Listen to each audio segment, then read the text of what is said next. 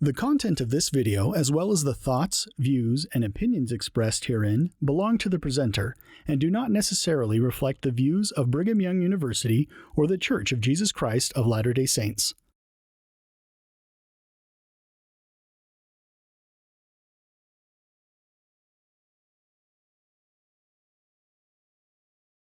Hey, would it be all right if I put on my trusty hat? The doctor says I'm to wear this hat at all times, so here I am. That's good. Now, I say nothing but the Book of Mormon would be putting me up to anything like this. You know that. I mean, this is ridiculous. Here we are, but the Book of Mormon is worth it. It's worth anything, absolutely now. Now, at this moment, everybody asks certain questions, and the question we all ask here is, what should I be doing? What am I doing here? Charles Adams' famous book on that says, what am I doing here? You find yourself in the most ridiculous situation. You say, what am I doing? How did I possibly get into this mess? But what should I be doing? That is the question, you see. We know the world is in confusion because many people are doing things they should not be doing, and many people are not doing the things they should be doing. Now the shocking thought comes to us. Is it possible that nobody is doing what he should be doing? And the answer is yes. That's not only possible, that's the situation. When the Lord Jesus Christ appeared to Joseph Smith in the grove, according to the oldest and best account of all, that of Frederick G. Williams, written in 1832-33, right when Joseph Smith was only 26 years old, he dictated it, is different from the one we have in the Pearl of Great Price here, because the Lord speaks in the first person. Well, you're not missing anything, for heaven's sake. Could we move your hat? How's that? But the point is, it doesn't shelter my lamps anymore.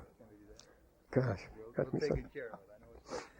I thought they had better film than that, you know. I guess they're using a cheap brand. They say, why use a good brand on that clown?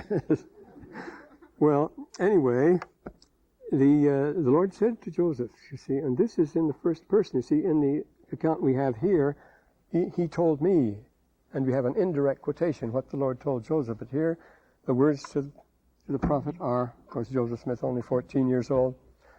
The world at this time lieth in sin, and there is none that doeth good, no, not one. And mine anger is kindled against the inhabitants of the earth to visit them in this ungodliness. There is none that doeth good. There are those that do well and have good intention, but that's not what it means, to do what they should be doing, the best possible thing. To do what is good.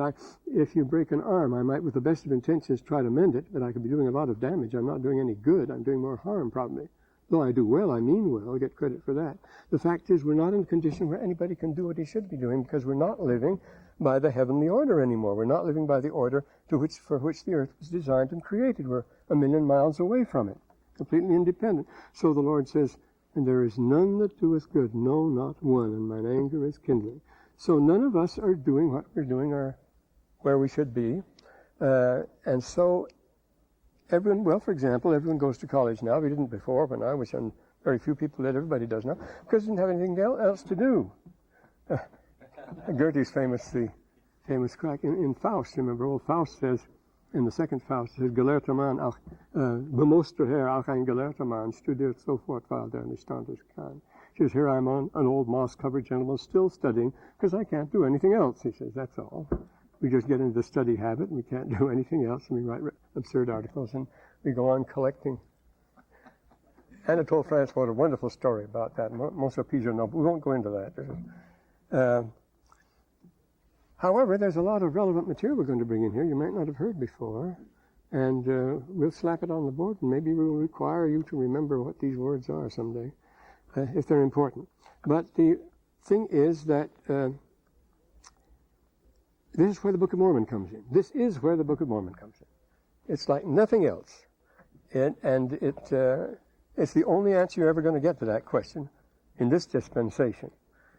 In reading the Book of Mormon, no one is ever doing something he shouldn't be doing, and most of the time, nearly all the time, he'd be doing probably the best thing he possibly could be doing. You see, this is a strange thing, because if it is not itself the best thing to be doing, it will quickly put you on to the best thing to be doing. The Book of Mormon, it either is the best thing, because it will have a direct effect on you. It will change you. It will work on you. It's a personal, intimate document. It will hit you, you see. And if you can't just read the Book of Mormon and nothing else. It immediately puts you onto the track of the high road to what you should be doing, like no other book. And it will lead you immediately, directly into the course of thought and the course of action of the greatest significance to yourself and to the world you live in. In other words, it will enable you to break loose as nothing else can. Only the Book of Mormon breaks loose because it does break loose. See? It's like nothing else. Now we have the direct revelations of the Doctrine and Covenants and so forth. But the Book of Mormon, it was brought by an angel, a tangible thing. He gave it to Joseph. He gets this clinical description of how the angel was. This is something completely different. One should ask the question, I was going to ask the question, how many have read the Book of Mormon, or have you read the Book of Mormon? And it occurred to me, that's an utterly absurd question. It's like asking, have you seen the moon, or have you been to North America? Well, the answer is yes, I suppose, but you haven't told me a thing, you see. How much did you learn from that?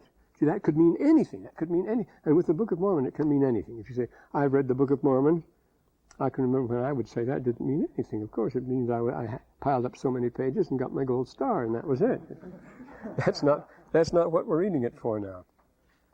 So, we're pleased to say, what do we do without Book of Mormon?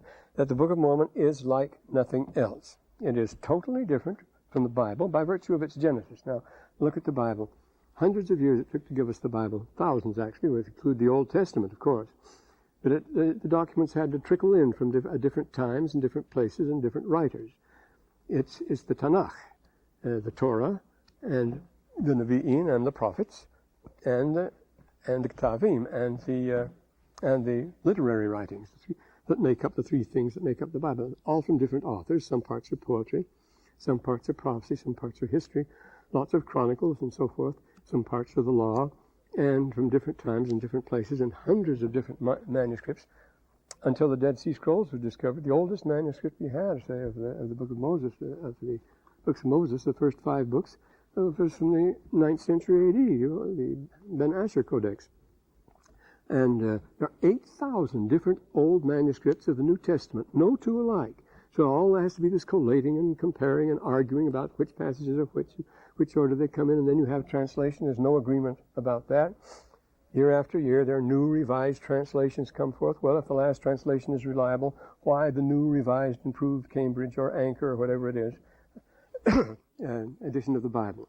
It's processing all the time, and so there you are. It's a very human document, of course it is. And so is the Book of Mormon. It covers thousands of years. It has many authors. It was edited and so forth. But it was handed to us in a single passage, one bang, just like that. The whole thing, all edited, all in order, all translated. We don't have to argue about any of that stuff. If it is true, it comes to us whole, and there's nothing to slow us down on it, nothing to hold us up until we've decided what this passage means or what that is. It was translated directly by the gift and power of God. There's no need to argue about it. It's in words of exceeding plainness in a very small vocabulary. We may treat that later. But here it comes to us in this package all at once, and it is like I said, like nothing, not only like no other book, of course. It's like nothing else. It's like no other thing. It was either brought by an angel or it came out of nowhere. You see, this single shot, instant scripture, but instant history of 1,000 years, just like that. Here, if you were some young person, anybody, I mean, who promised ahead of time that he was going to get out this book, who told about the angel and the gold plates and said, this is coming out, and everybody got all worked up about it and made fun about it, and the Painesville Telegraph and so forth were all spoofing. They all had great fun about the Book of Pukai, they called it, and the time was coming, and in a very short time, he has to produce the book. Well, wouldn't you panic at that occasion? Here, you're going to give him a big book. Well, I'll give him 100 pages. That's, oh boy, an assignment like that. How could you do it? You had 8 weeks to do it in. And so how are you going to do it? How are you going to face them? Well, he gave them the book, for heaven's sake. He gave it to them, and nobody ever bothered to look. After that, they were embarrassed and started to change the subject, started to talk about the weather. And that's true. People will raise all these questions about the Book of Mormon, but they won't wait for answers. You'll notice that. They'll find one parallel or two. They'll say, well, for example, there was a dream that Joseph Smith's father had that was very much like Lehi's dream or something like that. Or there was it was a standard dream, as a matter of fact. Or in the Book of Mormon, there were lots of Indian wars. Well, there were Indian wars all around New York. Memories of them when Joseph Smith was a child. So that's where he got it from. See, one parallel or two, that would explain everything. Of course, it doesn't explain anything because this is a vast book. This is a history of 1,000 years from beginning to end with nothing left out. Every aspect of the history is properly taken care of, and it's never mixed up. No book has ever been written that could do that. Shakespeare gets all mixed up in things. Everybody does that. You can't help it. But you wouldn't excuse Joseph Smith if he did it, but it isn't. The book is not, there's no garbling in it at all, which is an amazing thing.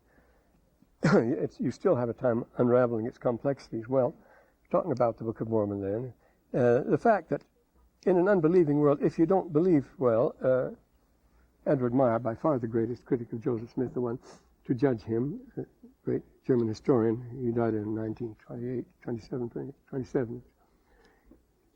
He was fascinated by the Book of Mormon. Well, I have a letter, which unfortunately I've lost because I have to answer the darn thing, from a scholar in, a specialist in Central Asiatic languages. He's just written a very good work on Tibetan epic poetry. He's translated works from Tibetan, and he's an authority on Central Asiatic language. He teaches at Oslo University, and his name is Kafkaski. Yes, Kafkaski of all things, Pyotr Kafkaski. He's a Pole, and he speaks all these languages and so forth. And he writes me that he's been reading the Book of Mormon for 18 years. It's his favorite book. He's not a member of the church. He says, this book absolutely electrifies him. Where could it have come from? What is it? It's a vast work. It's a vast library that somebody just handed to us overnight.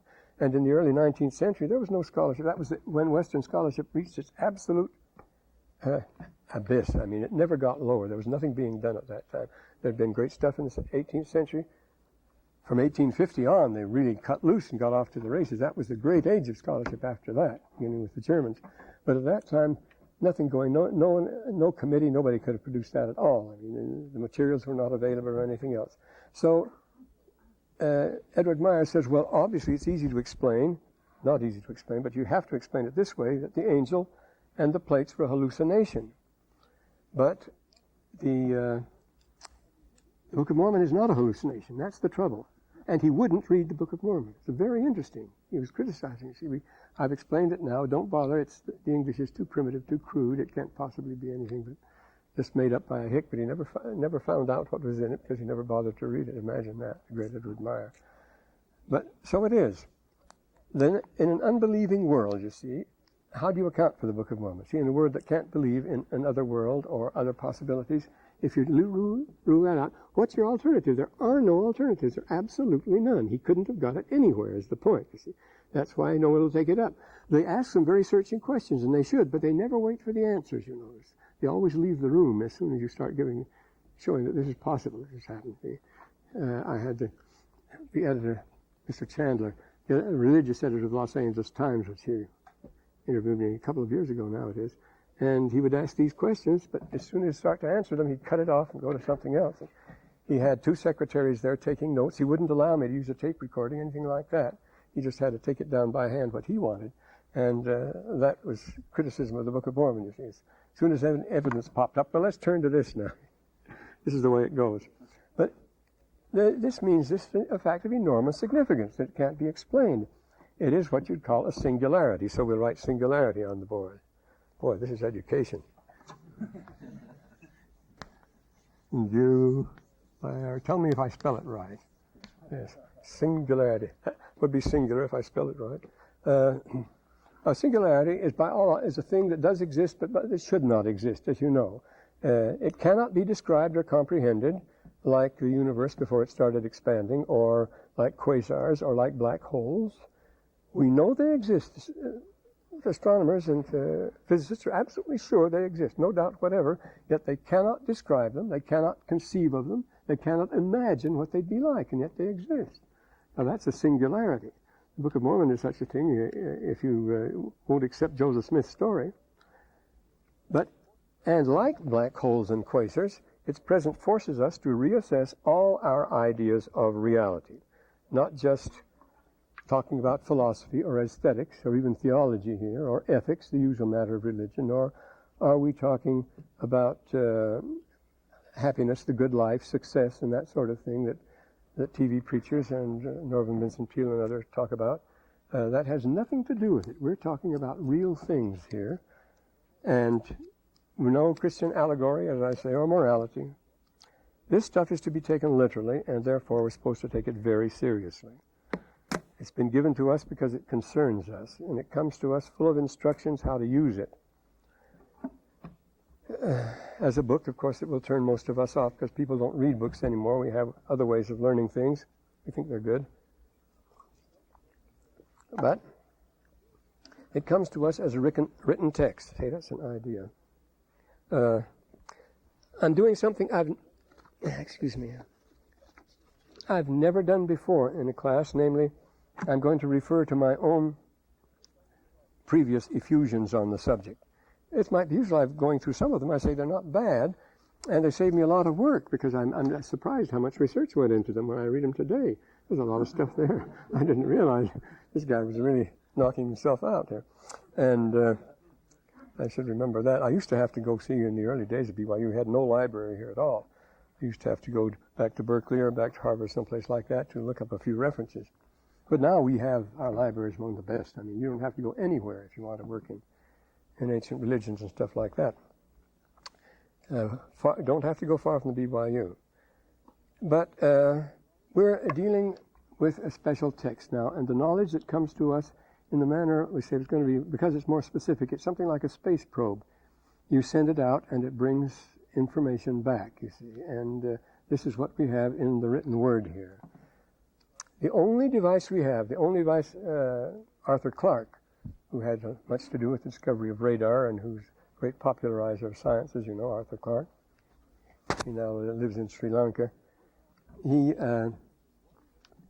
pointed out that there's only one way we have of projecting our knowledge over the past and over distant places, and that's the written word.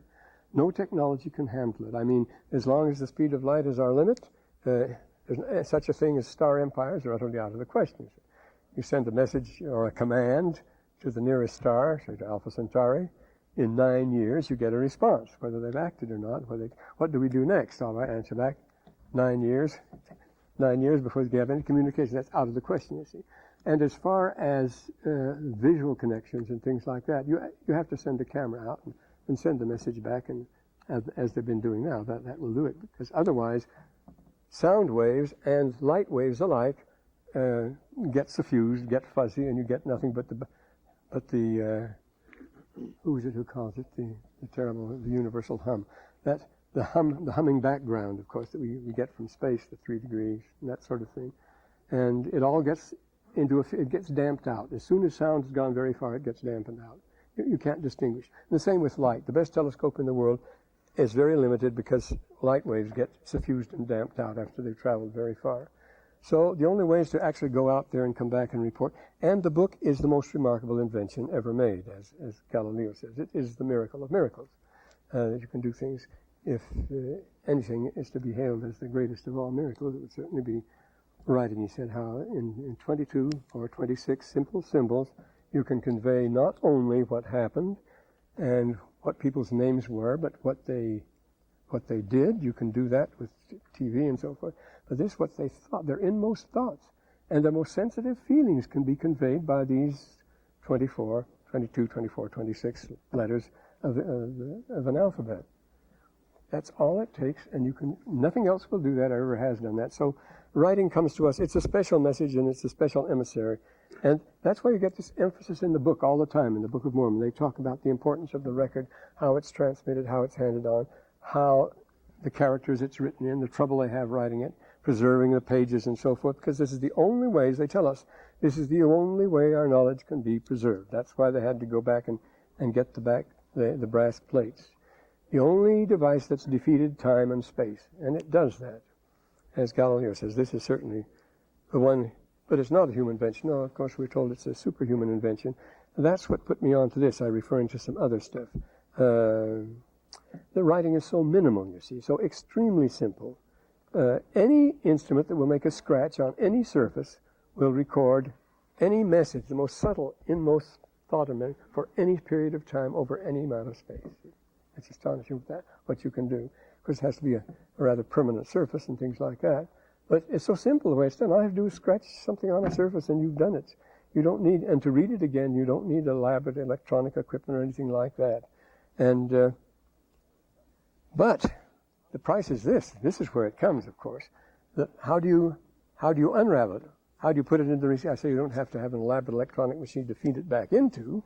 You have to feed it back into yourself. You have to riddle. To read means to riddle. It's the same word as to read. You have to unriddle.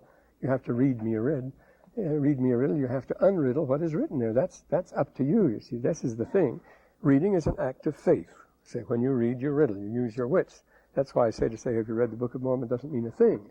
And how much you've applied to it here. You have to extract the meaning, and you have to do almost all the work. And there's an immense lot of meaning in most of the verses of the Book of Mormon. An enormous lot. I've never noticed it till this year. I teach a Sunday school class for a year now in the Book of Mormon, and I had completely missed the point of 9/10 of the verses in the Book of Mormon. I'd missed them entirely, and there it was all the time. You see, you get out of it. Well, it's there all right.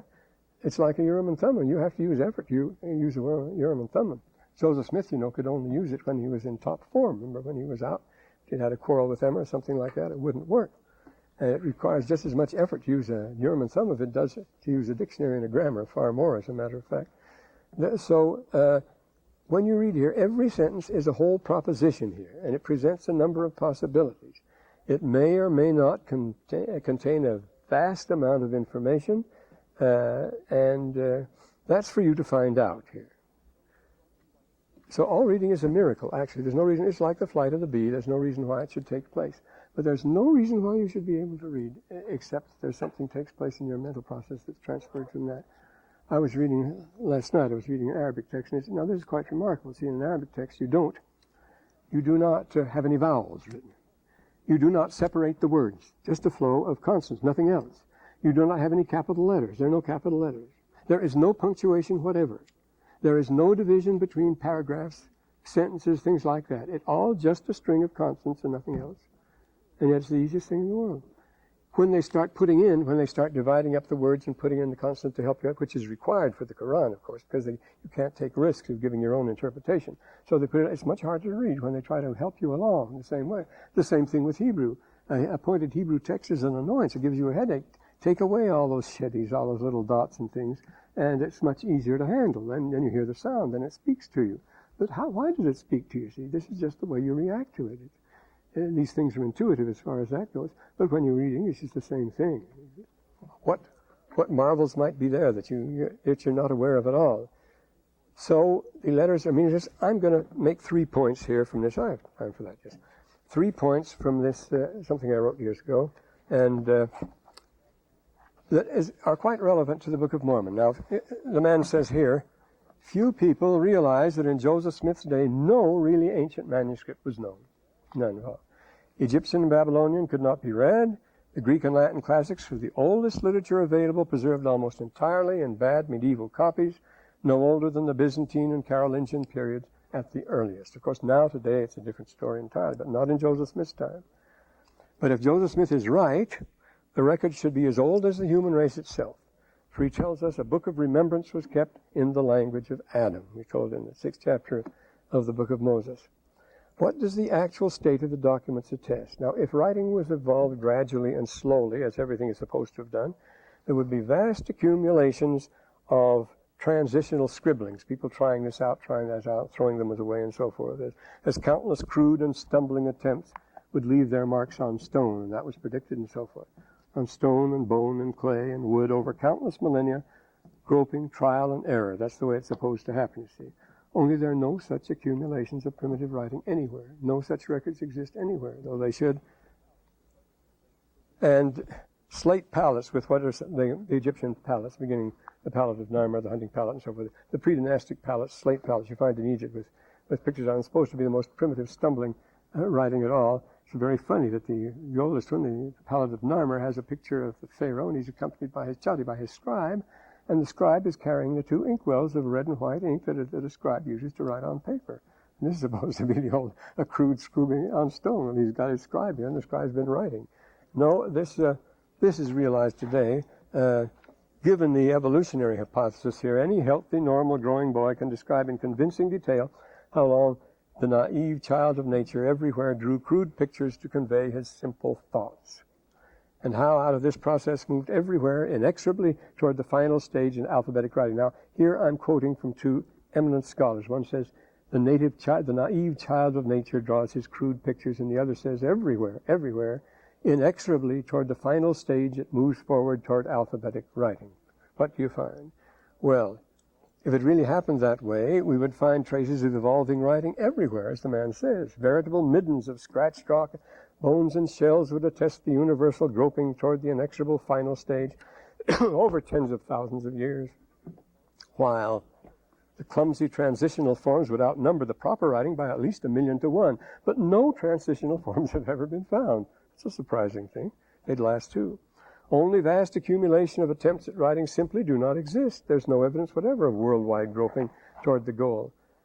Well, anyway, having made this lucid and logical statement, the author, the one I last quoted, said, "It is surprising that the ultimate stage in evolution was only achieved in a very few spots on the globe." Not everywhere. If it happened, he says it happened everywhere, but you don't find it. And we find only a very few systems of writing, says the German scholar David. Only very few systems of writing, and even these are so much alike and so closely related in time and space that their independence appears to at least problematical. Chances are there's only one system of writing known in the world, and it comes all of a sudden there, and it's fully blown. It had to be otherwise, because Doppelhofer, work on the subject, defines pictorial writing, and he calls it pictorial writing, which he says is incredibly ancient, as a series of images which can possibly be read accurately by any spectator. See, I draw pictures, a series of little pictures, and they're crude and simple, but anybody can tell what they mean because a simple childish mind wrote them, simple childish to read them, you see. And Kurt Sather, the great Egyptologist, agrees with that. He says a pure picture writing is one which could be read in any language at sight, because it's pictures, it's not a language. And right here the issue is settled. There is no picture writing.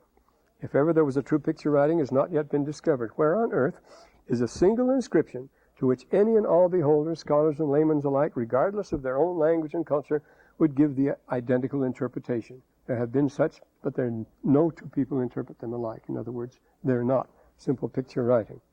And Doppelhofer himself confirms this when he assures us, I'm quoting, that the most primitive pictorial writings translate abstract ideas with the aid of symbolical signs. When you're showing abstract ideas instead of a simple house, a tree, a man, a dog, a horse, abstract ideas, and you're conveying them not with a picture of a house, a dog, a horse, but with symbolical signs that have to be memorized or recognized by somebody else. That's not picture writing at all. And that's the only kind you find, he says, where you're using the most primitive pictorial writings are just symbolical signs and abstract ideas. Now, that's a strange conclusion to come to. No wonder they don't agree on that sort of thing. What I'm saying here is that we have this thing as a gift from heaven. This thing's been handed down, this keeping of the records, which is such an obsession with me. In the Book of Mormon, and especially in the Book of Ether, as you know, they have been handed down from the beginning, and without them, they've been come forth in their purity. Of course, we wouldn't have, if they hadn't been hidden down, we wouldn't have them at all. Like the earliest Egyptian documents, the Babylonian tablets bearing, I'm quoting again, the oldest written signs so far are highly stylized and cannot be read. They're the oldest. And so it goes. Now, this is an important thing, too. Well, this comes in another connection. If Joseph Smith is right, books and writings are a gift to man from heaven, for it was given unto as many as called upon God to write by the spirit of inspiration. We're told this again in Moses 6:7, when he's talking about Adam. God gave that knowledge to man. It's a very simple knowledge, but very subtle, very complex. The most elusive, the most, as I say, the most sophisticated, the most marvelous invention ever to come forth. So, did anyone invent it? The Egyptians believed that writing is a sacred trust to be given to high priests and scribes to keep him and his people ever in touch with the mind and will of heaven. Now, that's the whole idea that, what's his name wrote a book called The Sent One, The King and the Sent One. Got him here. Yeah, Riddengreen, Gail Riddengreen. The Ascension of the Apostles. He wrote on this subject. He says the king, the knowledge is communicated to the king. It is of mysterious character, bearing upon the great mysteries of heaven and earth, the hidden things, and is a revelation of the hidden knowledge by the gods. We can style it by God, he says.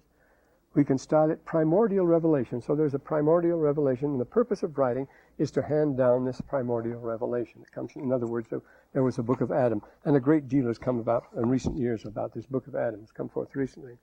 Now, incidentally, the oldest writing is used for business. You say it's for counting bales of wool and kegs of beer and loaves of bread. That's what it's used for, but always in the temple, and only in temple accounts. That's what it's for, you see. It's the business of writing. They call it the Gebrauchsschrift, the business schrift, and the Festschrift, which is used for the holy writing. So the temple is where you find it.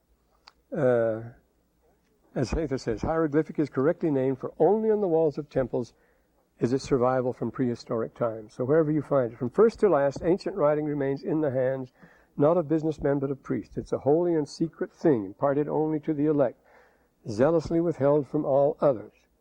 He who divulges it, we read in a typically holy book, dies a sudden death and immediate cutting off. Thou shalt keep very far from it. It is to be read only by a scribe in the workshop, whose name has been duly registered in the house of life. That's from a very old writing, Papyrus 825a. Only the prophets may read and understand the holy books, is the rule. Each system of writing is effective only as a seal on holy books. It's a cryptogram, a secret formula which the profane do not know. It's hermetic. See, the idea of a holy book that's taken away from the earth. Now, this idea is common. The idea of a holy book that's taken away from the earth and restored from time to time, or this is the Book of Mormon, you see, or is handed down secretly from father to son for generations, or is hidden up in the earth, preserved by ingenious methods of storage with precious imperishable materials, to be brought forth in a later date in a more righteous generation. That's becoming increasingly familiar with the discovery and publication of ever more apocryphal works, Jewish and Christian and others. This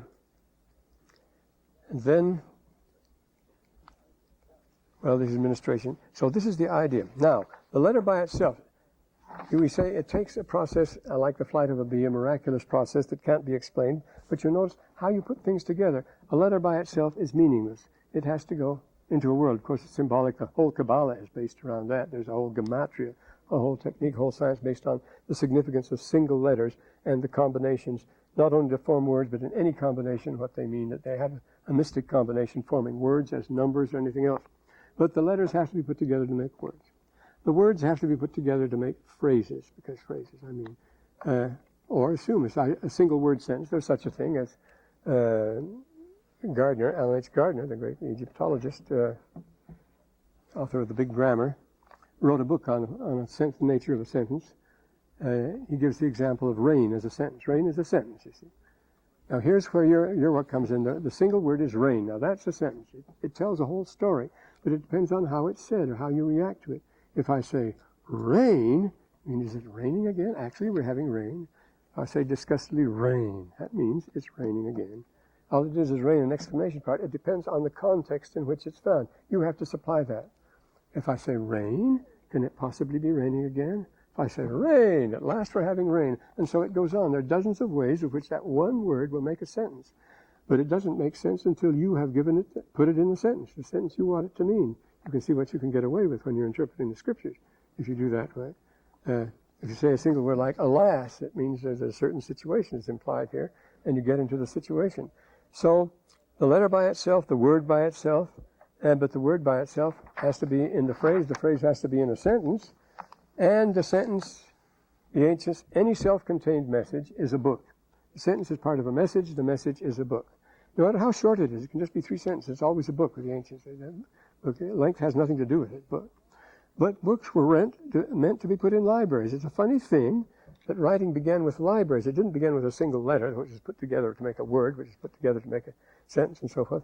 No, it began with the library, with the hermetic concept of a hologram that contains all knowledge. You start out at the top. It's like Adam. You begin with the perfect man and run downhill from there. That seems just the very opposite of what we say. When we evolve, we get a little better as we go on and on and on. That was the delight, of the Victorian age. when I was, well, I'll read you something from the beginning of this article. Had nothing to do with what I was talking about, but I think it's quite relevant to what we're talking about right now. Where we say, we have all grown up in a world nurtured on the comfortable Victorian doctrine of uniformitarianism. The idea that what happens in this world is all just more of the same. What lies ahead is pretty much what lies behind, for the same forces are at work on earth today as they were in the same manner, with the same intensity, the same effect at all times in past, and must go on operating inexorably and irresistibly just the same way forever. Now, we agree with the basic proposition that throughout the universe, as far as you go, and here we're a million miles away from the fundamentalists, other worlds like unto this, and other worlds hitherto formed, other worlds, the same elements put together in the same way, with the same pattern, the same form, the same, you will find them everywhere to the end of the universe. So that's going on. There's a steady process here. What's been going on here has been gone in other worlds. This isn't the beginning. It doesn't begin out of nothing, and it doesn't end in nothing. It goes on continually. But they take it this way. They apply it to this world as the steady building up, everything better and better, constant amelioration, you see. There's no real cause for alarm, but this is the conclusion we drew. In a world where everything is under control beneath the watchful eye of science, as evolution takes its undeviating forward course, steady, sure, reliable, imperceptibly slow and gentle, gratifyingly predictable, according to an eminent British scholar of the 1920s, E. Bevan. He says here, this is what we believed when I was in high school. The skies, as far as the utmost star, are clear of any malignant intelligence. Even the untoward accidents of life are due to causes comfortably impersonal. The possibility that the unknown contains powers deliberately hostile to him is one the ordinary modern man can hardly entertain, even in imagination. Everything is lovely. Nothing can go wrong because evolution is taking us steadily, slowly forward, ever toward the better and better. What happy reassurance is that? In such a world, one needed no longer run to God for comfort. The matter-of-fact, no-nonsense approach of science has, since the days of the Milesian school and the ancient atomists, banished all childish fears and reconciled horrendous and spectacular aspects of human past and future to the realm of myth and fantasy. And yet what was required reading the novel in the honors a couple of years ago? The violent universe, the dangers that surround us. We're in a tremendous, among powers that could, there's no reason why we should exist. The fact that this earth is so comfortable for us in a universe that is so utterly hostile. It's a totally different picture, see, with these powers in the universe. Everything's being swallowed up. The universe here, there's nothing hostile. Everything is impersonal. You have nothing to worry about. This backfires, of course. This doctrine has, this class stops at 10:2, doesn't it? Starts at 11 and stops at 10:2. Oh dear, I just got to the best part, sure. No, but it's time to break it up now. But, well, I'll finish anyway. How it backfired, you see. This is the point. You say there's nothing there, there's nothing outside. The atomists you begin with the Milesian schools, I say, with especially Anaxagoras, Xenophanes, the friends of Pericles, and with the Stoics. There is nothing there. There's nothing to fear. There are no monsters. There's no boogeyman out there. There's no goblins. There's no devil. There's nothing like that. In fact, there's nothing out there. And then there's a horrible gas. What? Nothing? Let me see now. We're going into nothing. There's some good places about that. Oh, lines from the Rubaiyat. One moment in annihilation. This is how it backfired in my day. And then we all started to learn the Rubaiyat, you see. One moment in annihilation's waste. One moment of the wine of life to taste. The stars are setting and the caravan starts for the dawn of nothing. Oh, make haste.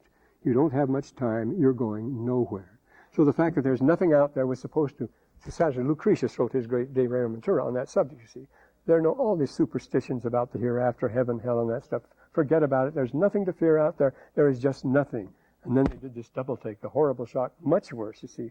I have seen the eternal footman hold my cloak and snicker. And in short, I was afraid, you see, because there was nothing out there. It's something to be quite terrified by.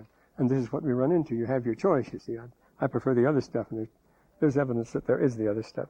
But you see, we have in writing here, we have in writing for us a most choice document. It's not another book. It's not like any other book in existence. It's not like anything else. It is a standing revelation, a standing miracle as we have it here. No one could have produced, I say, this book of 1,000 years, covering every page of the cultural, historical, intellectual, literary nature. I mean, what a miracle of condensation, as we'll see. But the point is, it's not just written as a tour de force, to show what can be done and so forth. Every word of it is significant. It's meant for us. It's directed to us. It's very urgent that we know this. This is directed to you, you Gentiles, that you may learn to be wiser than we have been. And we're in a very powerless state, and this tells us what it is. In the Book of Mormon is the only thing. If you start to panic, grab for the Book of Mormon, and it will be all right. We'll end with my slogan for the class. It's Mosiah 4 and 11. Oh, what choice words here. 4, 11, and 12, actually. Now, come on here. Here we are. If you have known the goodness and have tasted his love and have received the remission of your sins, it causes you joy. Even so, I would that you should know his goodness and his love. He means to do best, you see. I would that you should remember and always retain in remembrance the greatness of God and your own nothingness. Behold, I say unto you, if you do this, you shall always rejoice. You'll have nothing to worry about if you realize God's greatness, what his intentions are, and what his power to carry out those intentions is. Nothing to worry about, and don't worry about yourself, your career, and all that sort of rot. Remember, you should always keep in remembrance, hold in remembrance your own nothingness. So, I remember my nothingness, so I don't have anything to worry about. And then I remember God's goodness, and then I have something to cheer about, you see. So it's quite marvelous. This Book of Mormon, I mean, it has everything in it, which we hope to find out. Can't find out everything, but we shall find out in time.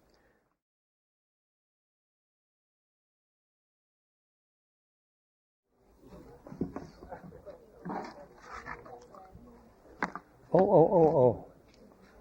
I told those clowns if they turned that on, I was going to put my dark glasses on. Yeah. That light will never do.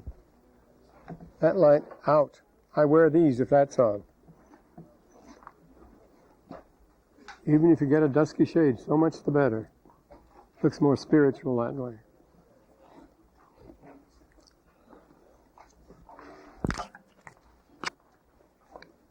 Oh, they've got a light there. It's a laser beam. It's a destructive laser. I think it's part of the Star Wars setup. Is that why the dark glasses? That's why the dark glasses. I'm going to leave them on as long as they leave that light on. I told them that. This won't do. But you must have more sensitive film than that. You could photograph the board with that thing. Gosh, my voice is shot. How much would you have to take the light down where you wouldn't have to use your dark glasses? That one there. Turn it off. This one here. Yes, you've got good film. You don't need that. The rest of them okay? The rest of them are fine, yes. From any other direction. That's good. Make them as bright as you want anywhere else. But that one. Okay. And if we take that off, then you can... That's fine. That's fine, yes. Yeah. Why do we have to be so nasty? Well, that's the times we live in.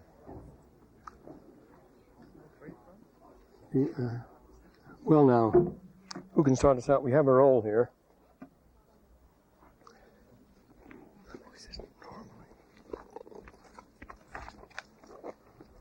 I'll see if I can change that. Yeah, that one light. That's the one light, yeah.